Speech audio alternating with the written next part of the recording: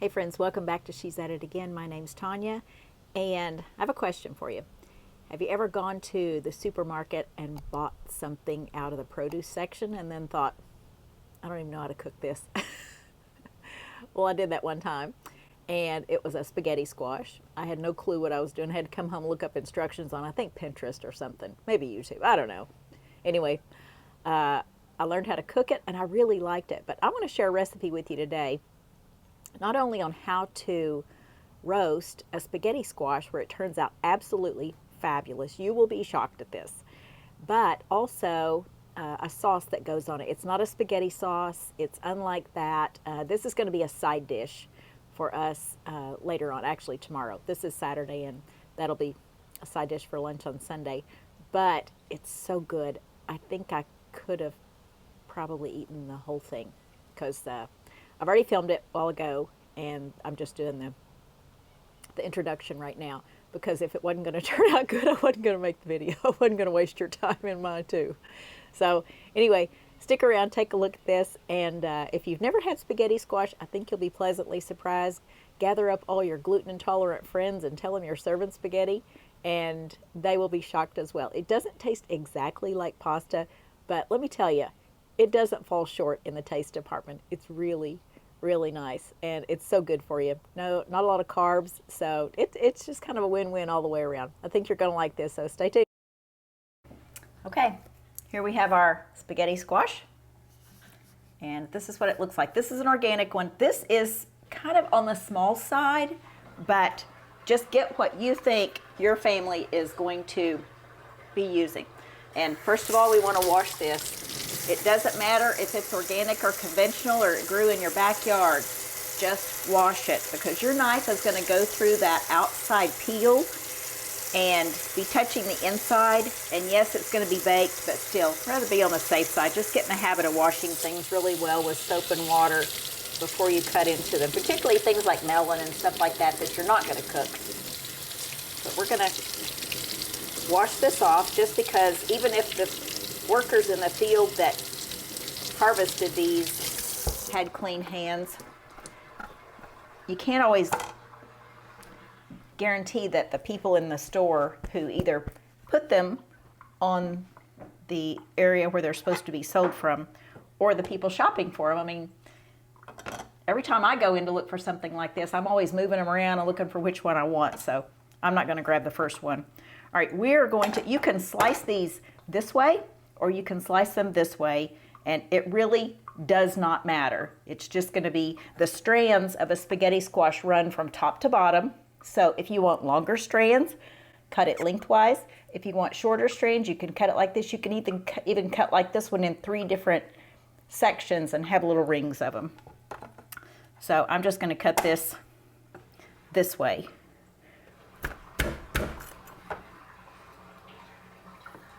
Make a little nick in it, and these are not easy to cut, so if you see me struggling, it's like they say, the struggle is real, because these are hard. But again, we're just going to bake it and take the insides out, so it doesn't really matter what it looks like. Thank goodness, huh?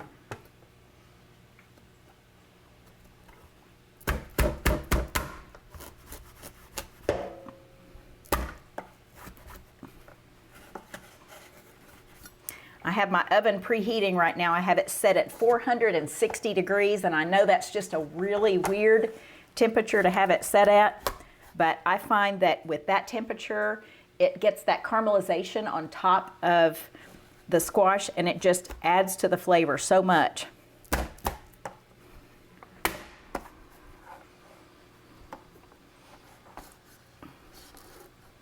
This is like carving a pumpkin, you know?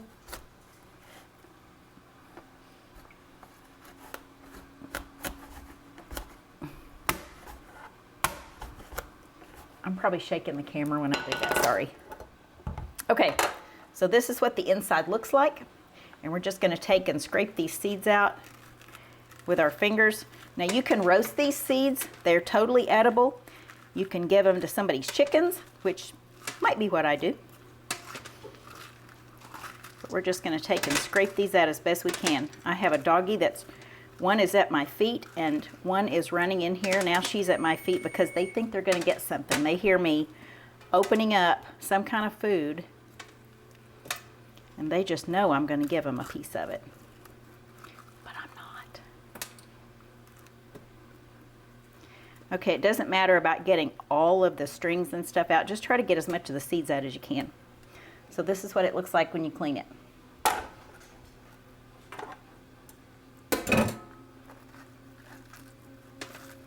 Some people use a spoon to do this, and that works just fine, I'm sure.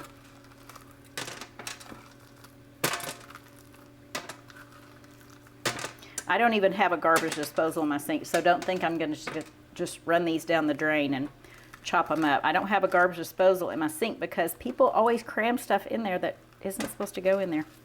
Hey, look at this. This was sprouting inside. Isn't that funny? Sprouting inside the squash. Oh, there's a few of them. That's cool.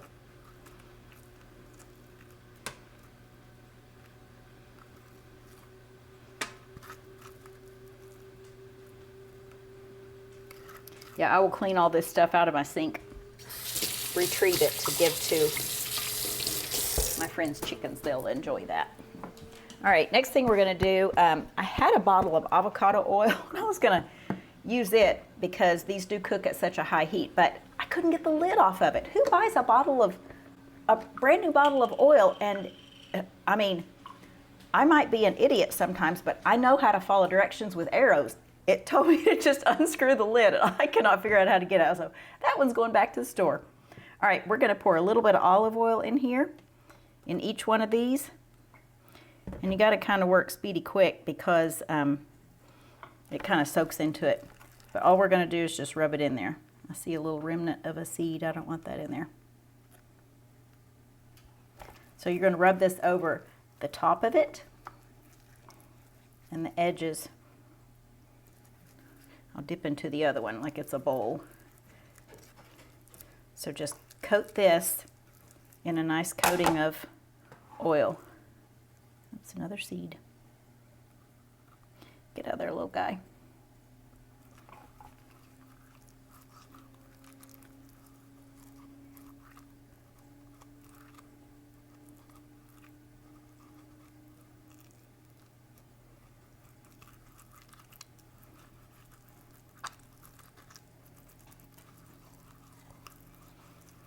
We are going to cook these for about 40 minutes. My instructions say anywhere from 30 to 50 minutes. And it really does matter if you have a small spaghetti squash or a large one, because the larger one's definitely going to need more time and the smaller ones don't need as much time. I really don't think you can overcook these. So if you just wanted to cook everything at 50 minutes, that might be fine, because you really want that caramelization in there. It's just going to add so much depth to the flavor of this, and you will not regret it. But a lot of people will tell you to place these with the cut side down. I'm going to tell you just the opposite. We want that cut side up because I want it exposed to the heat as much as possible. So let's take our pan, place these just like that.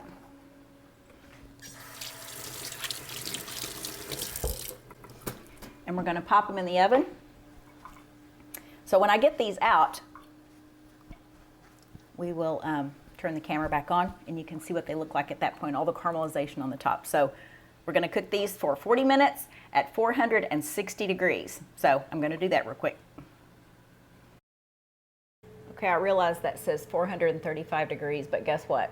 That's not right. My oven automatically kicks it down about 25 degrees. Okay, there's what they look like inside the oven.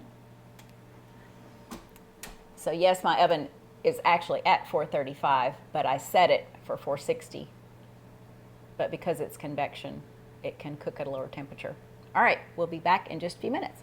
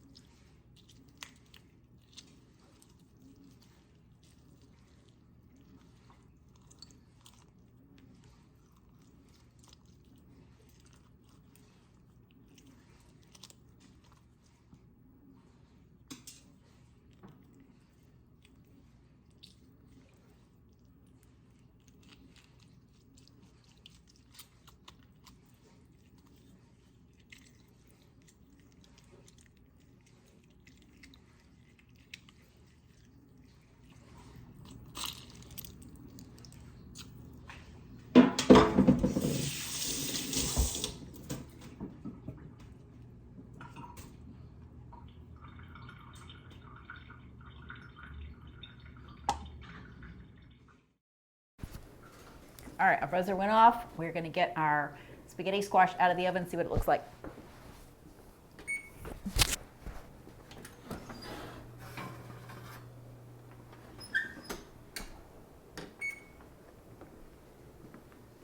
Ooh, that's pretty. Okay, here's what I'm talking about with the caramelization. See the brown parts right there? And I could have probably cooked this for another 10 minutes or so, and it wouldn't have hurt it at all. All right, we're gonna let this cool just a bit. I'm gonna be doing a filling for these. This is gonna be a side dish for tomorrow with our lunch. And I'm gonna be making, not a spaghetti sauce by any stretch of the imagination, as far as red sauce or something like that. Again, side dish. And it's gonna have butter and garlic and things like that and some rosemary in it. So we're gonna dress it up a bit, but I'll show you how to do that in a minute. But I want this to cool down because I wanna be able to scrape it out, and I'll show you that process. So we'll be back in just a bit. Okay, got my skillet turned on here. Make sure I can see everything in these cameras.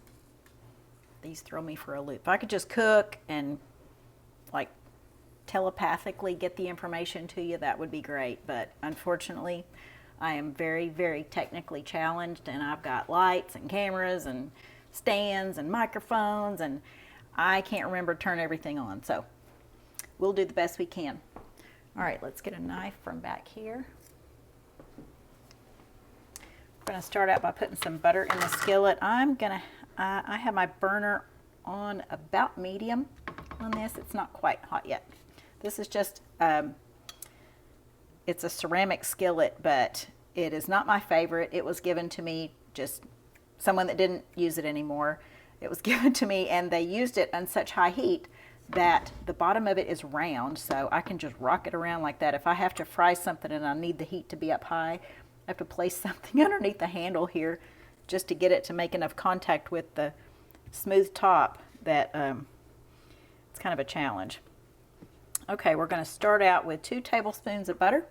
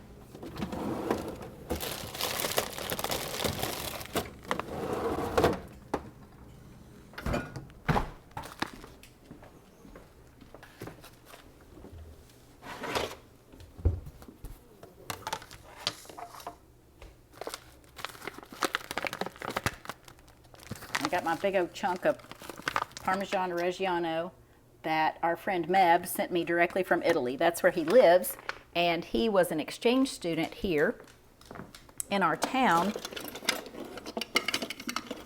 And when he moved back home, he sent the family whom he lived with here, which is our neighbors, all these things from Italy. It was just so exciting. And they walked over with this, I've told this story before, they walked over with this chunk of cheese, and it was like those dreams you have that you find this hidden room at your house and it has all this cool stuff that's only cool to you.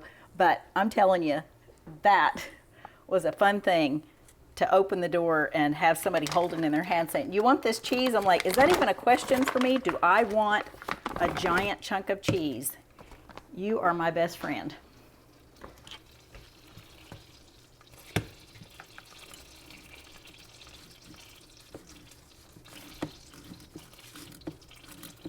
So now I'm sure I'll probably go to the store and go, it's Parmesan Reggiano. It's just not the same, because it doesn't,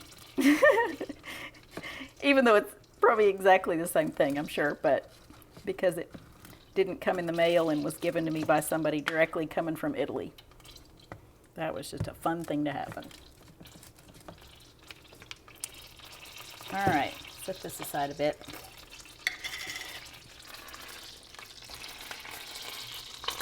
Turn that down just a smidge. The popping that's going on in there with the butter is just the liquid part of butter. The fat solids in there do not make that popping noise. It's the watery part of it. So if I had a really good European butter, it might not do that. All right, I'll go with a couple of teaspoons of garlic.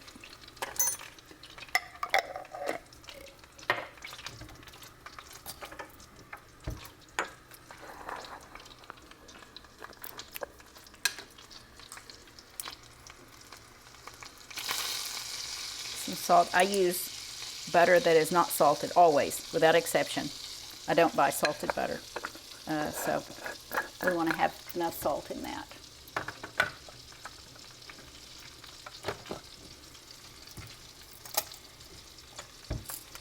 And black pepper.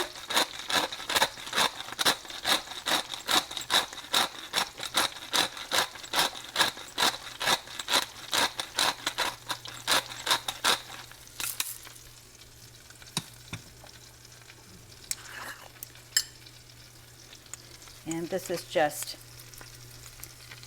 crushed rosemary. I have fresh rosemary at my neighbor's house, and she said I could come over and get some, but I already have this chopped in little bitty pieces, so I think that'll be good. And the dogs are going to start barking because my husband just ran an errand and he's back. So if you just walk out the door and come back, they act like you've been gone for a month and they thought you weren't coming back, so they just get pretty excited.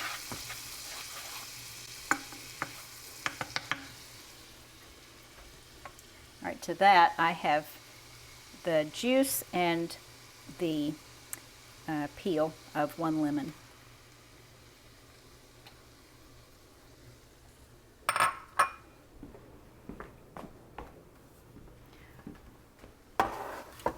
So while this is cooking down, I'm still going to add the Parmesan to it, but I want that to cook down just a bit. I'm going to take and get that spaghetti squash out. And if you've never seen spaghetti squash being taken out of its shell, it's kind of a neat process. All right, I'm going to have to move the camera. I can see right now. Let's take this and move it right here. All right, now you can see. All right, so I think I told you erroneous information a while ago. I told you that the strands of the spaghetti squash run up and down. They don't, they run around it. So just chalk it up to, I don't make spaghetti squash enough. I love it, but I really don't deal with a lot. But every time I make it, I'm like, why don't I make this more? I think I make it more in the wintertime just because the oven being hot and staying on for quite a while makes sense to want to use it in the cooler weather. Let's see how those strands come out. Now this does not taste like pasta. I'm not going to lie to you. I'm not going to be like that person that goes, oh, cauliflower tastes just like mashed potatoes. No, it doesn't. Stop that. That's nonsense. Cauliflower looks like mashed potatoes when you mash it up, but no, it doesn't. No more than snow tastes like mashed potatoes.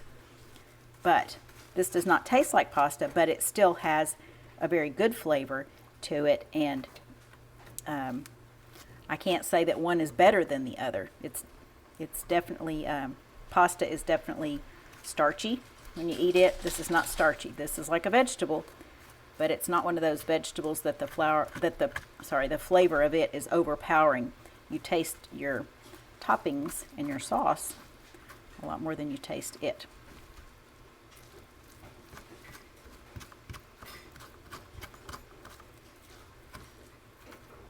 All right, I'm going to start putting this in my mixture.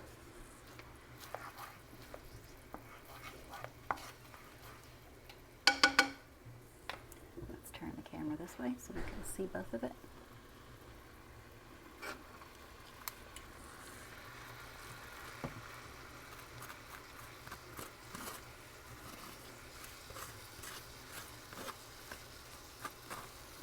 you can go right down to the shell on this. You can see that white part right there.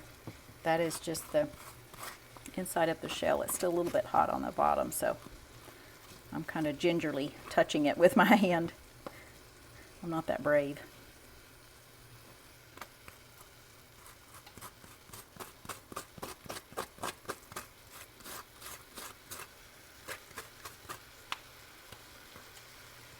All right, I'm going to turn my heat down on that burner just a bit because I don't want it to necessarily keep reducing.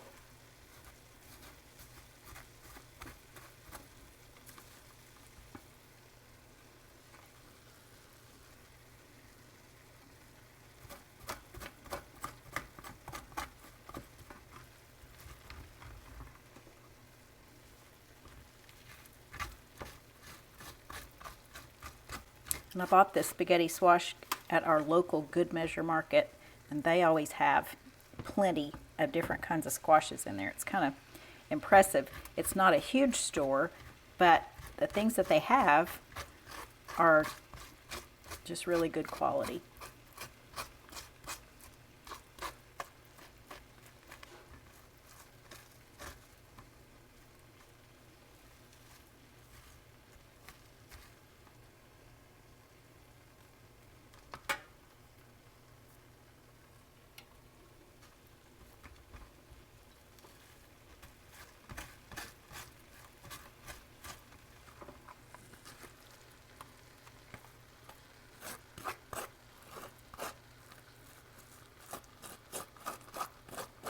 Spaghetti squash is so versatile. You could put just a marinara sauce on it. You can top it with vegetables. You could top it with a cream sauce, just anything. And it's kind of like tofu. It just takes on the flavor of whatever you add to it. But this does make a beautiful spaghetti look alike, not taste alike, but it is sometimes I would rather have this, because if I'm having like an active day, like if friends get together and you eat spaghetti, and then after you eat spaghetti you just want to take a nap and you don't want to do anything active. But with this, unlike eating pasta, which is so full of carbs because of the starchiness of it, and the gluten of course, this doesn't give you that feeling of heaviness. It just feels like you've had a really good meal, but not ready to take a nap.